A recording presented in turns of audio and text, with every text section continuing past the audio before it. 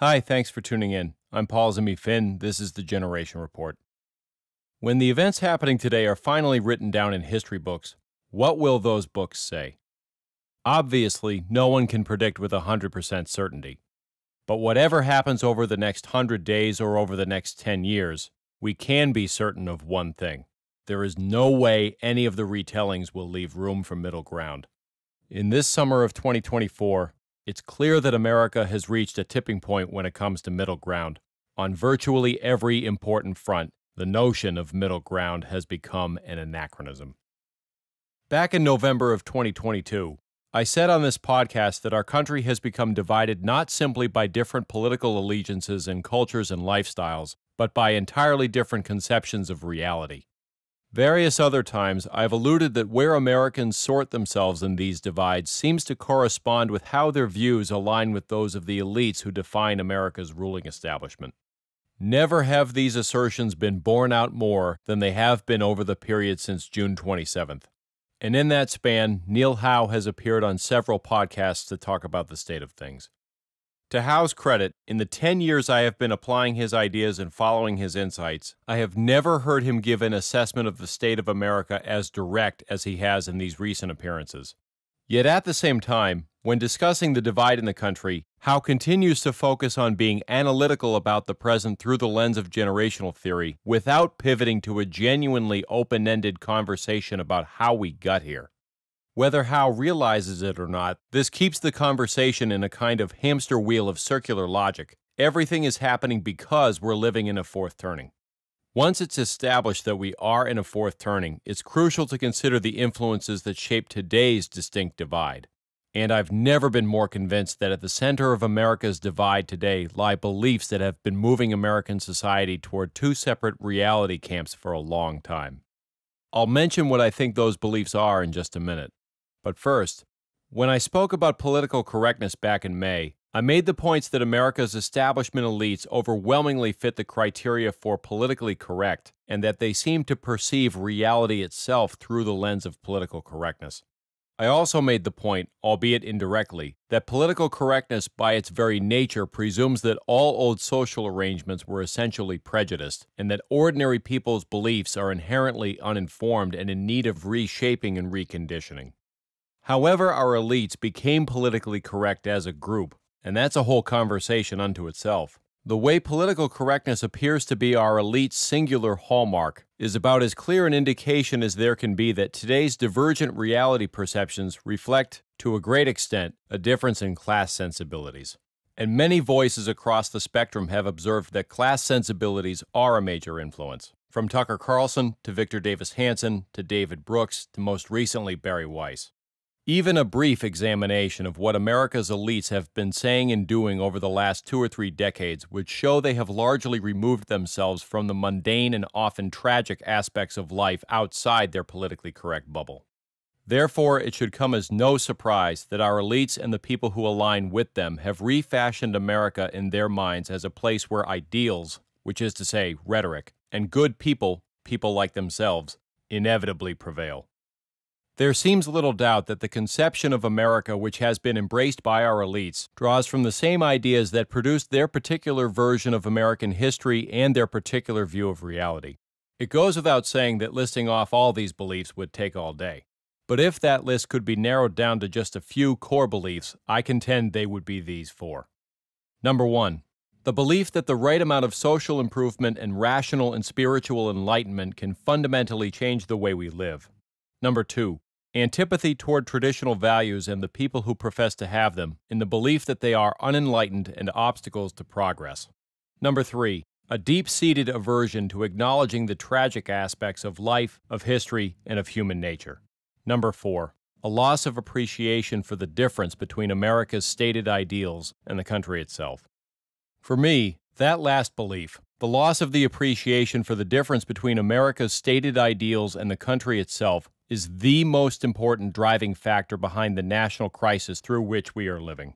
Every decision, every policy, every statement, and every speech that invokes America as an idea, making America live up to its ideals, or protecting democracy treads an extraordinarily delicate balance. between recognizing the limits of rhetoric to achieve a desired result and conflating rhetoric with reality. Once rhetoric is conflated with reality, the story of America can be contoured any which way to satisfy the self-concept of the people who craft the narrative, and all manner of distortion, denunciation, and force can be brought to bear against the people who stand in the way of their objectives.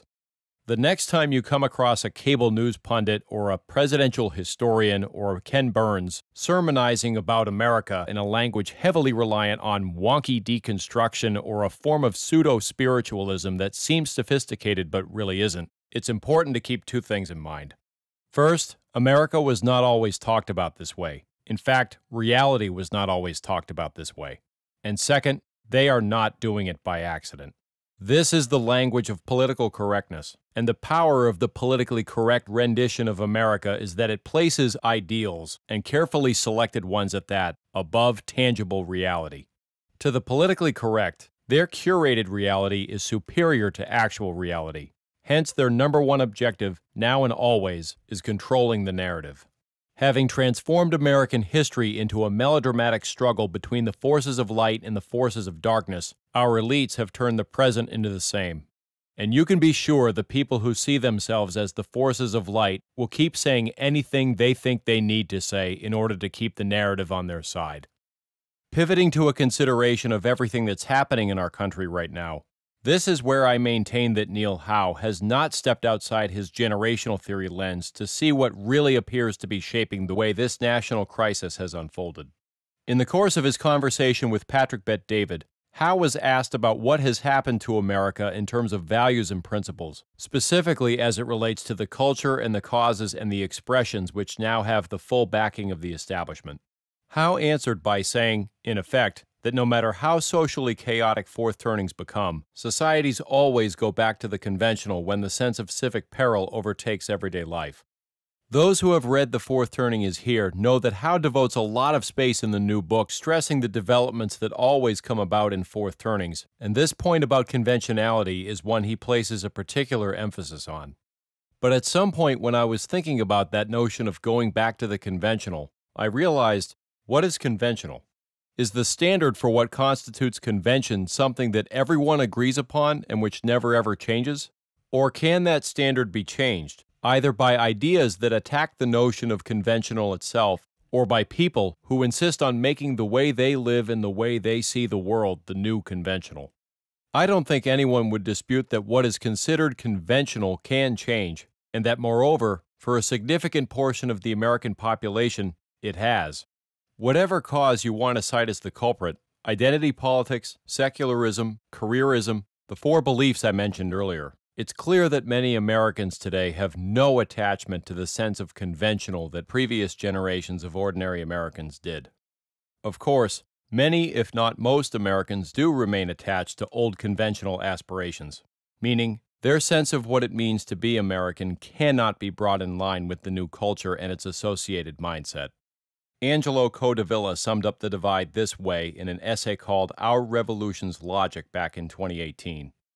Ordinary Americans are alienated now in ways unimaginable to the Northerners and Southerners who killed each other a century and a half ago, but who nodded when Abraham Lincoln noted that they prayed to the same God. Both revered the American founding. Both aspired to the same family life. They were one people. Now we are no longer one people. Today, more than at any point in this fourth turning, it's clear that at the heart of the crisis engulfing America is a fundamental disagreement over what constitutes reality itself. And pivoting back to what I said in the very beginning, it's clear that one of the results from this will be that 10, 15, 20 years from now, all of the history written and produced about today will be crafted around a version of events that has no connection whatsoever to the other version of events. No one can yet say precisely which side will have the upper hand, but at this point, I believe it's much more likely than not that most of that history will toe the line for the pro-establishment, politically correct point of view. In these retellings, one of today's sides will be democratic, one side will be undemocratic.